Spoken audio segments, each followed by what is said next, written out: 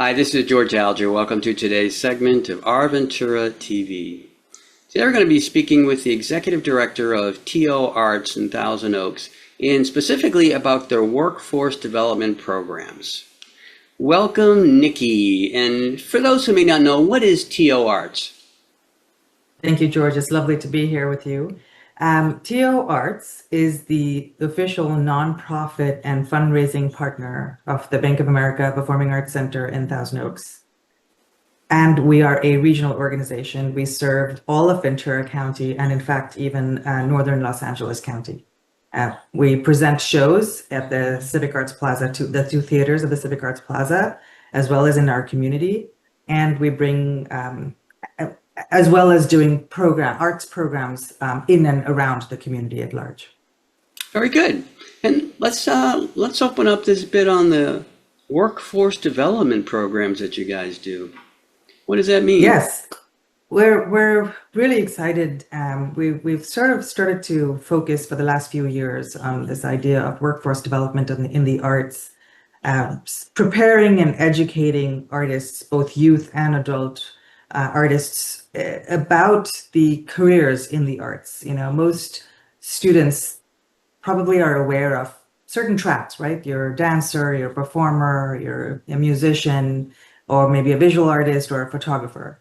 But the arts, there's so much more to putting on an event or putting on a show and exposing our youth to alternate careers in the arts.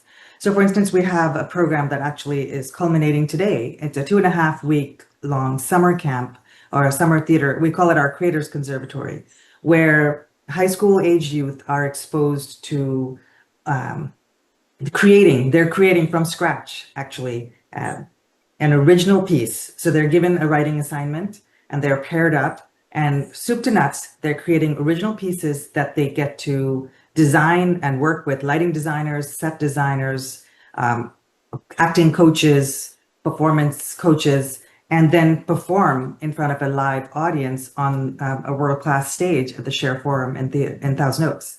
And the confidence building, and also they're also stage managing, and they're working as directors, and they're doing set design and lighting design, all the while being exposed to professionals at the top of their game. We've had people who have been the creators of different movies come in. We've had Broadway veterans come in. We've had professors from UCSB who are specialized in a certain technical aspect of theater come in to talk to these kids, these young artists, and they're quite extraordinary. Wow. And so that's just one of our mini programs. Sorry. Yeah, very good. Now, it sounds kind of unique. Is this something that is being originated from TOArts? Yes, yes. From what we understand, it is quite unique. There's nothing quite like it. And there's multiple aspects from why we believe that this is quite unique. One is it's very collaborative. We're getting the students to work together. And what I understand, our program directors for this program are both working artists. One of them is an equity actor and has done many regional theater performances all over the country. And the other is our program director, program and development director for TOArts. And she is a working artist as well. And they say that from their perspective, these kinds of programs tend to be very competitive, not collaborative. So that's one aspect of why we believe this is unique. But the other part too that we have heard repeatedly from all of the guest teaching artists that we bring in is that we take a stand for paying the working artist what they're worth. That's really important to us as an organization, that artists are paid what they're worth. No one expects a doctor or a lawyer fresh out of school to donate their services or donate their time. But oftentimes, artists are expected to do that, to put their foot in the door and give away their talent at a very inexpensive rate. And so we're taking a stand and saying, if you're coming in and teaching our kids or giving us an hour of your time, then much like we would expect to pay a doctor or a lawyer for an hour of their time, the artists should be paid as well. So these teaching artists are paid their rate, not sort of a stipend, which tends to be the case in a lot of different organizations. Wow. So it is unique in that regard. Wow, that is great experience for everyone. I guess one of the purposes, of course, in addition to the experience, is to help them get into a career of their choice. Is that correct? Yes, if the students are interested in pursuing the arts, for instance, we had 14 high schoolers, many of them freshmen, incoming freshmen, who had many of them have a passion for performance. And so, but in this particular scenario, they're learning to write, they're learning to direct, they're learning lighting and sound, stagecraft, audio, visual, the whole thing. So they're learning about technical theater, as well as their understanding, and they're being exposed and having almost this audition type experience with these industry veterans that we're able to bring in to talk to them. So they're getting one-on-one time because of the size of the group. These kids, some of them have had one-on-one time with Broadway veterans, this week, actually. And that's quite an extraordinary. So the networking power of what we're doing, I think, is also quite powerful. Can you speak about the selection process involved in terms of getting the specific youth involved? Sure. We have a robust application process. It lives on our website. Our website is TOArts.org. And we have multiple workforce development programs for youth, as well as one for adult artists that I can speak to in a minute. And so all of our applications and all of our programming lives there. And there's an application, for example, we have a year-long leadership academy the applications will launch in August.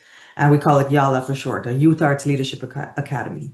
And the goal of this program, again, is workforce development. It's teaching students to be independent, but to be able to do many things. You can't, in this day and age, just learn to do one thing. So if you want to be an actor, it's a lot more helpful if you understand lighting design and set design and backstage and can talk that language with the backstage crew. And so we're teaching all of these kids all aspects of not just performance, but visual as well. All the while they're learning about project management, budgeting, basic life skills that we all need to go off and be successful in our lives. And so, yes, so the applications live on our website. They are vetted by our program director. There's a panel who scores them. We have a fee, but we scholarship anyone who asks. So there's a checkbox on the application. Do you require a financial scholarship? Yes, it's a 300-word essay and no questions asked, no verification of proof or income verification required. We do this so that people understand there is a significant value to what we're providing, but we don't want it to be a barrier to entry for any student either. Got it. Niki, we're running out of time here. I wonder if you could quickly just touch upon the workforce development for adults.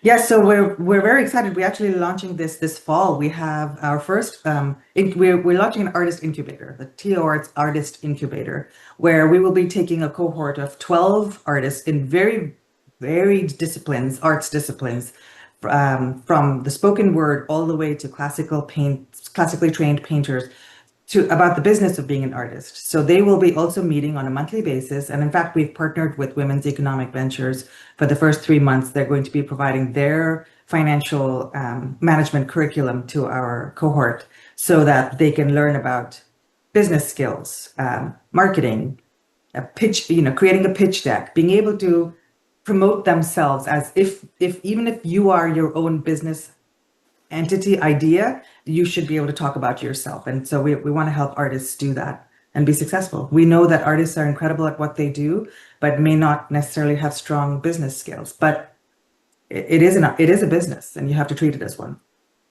Very good. We're just about out of time, Niki. I wonder if you could just sneak in the website one more time. And do you have a very brief final message for the viewers?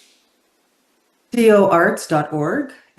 We'd love to hear from you. There's a way to join our mailing list and just hear from us usually on a once-a-month basis. And what I would say is that the arts, I use the analogy of doctors and lawyers, so I'll just keep with that. Doctors save lives and the arts save souls. Mm-hmm. And I think it's important for us to not just consume art in a passive way, but to be engaged in it, whether it's dance, whether it's song. Even if you're making a fool of yourself, just be active in the arts, because there's just a way of sort of filling you up. Well said. Thank you very much, Niki. We're going to end off here. My pleasure. Thank you. This is George Alger signing off for this segment of Our Ventura TV. Until we meet again,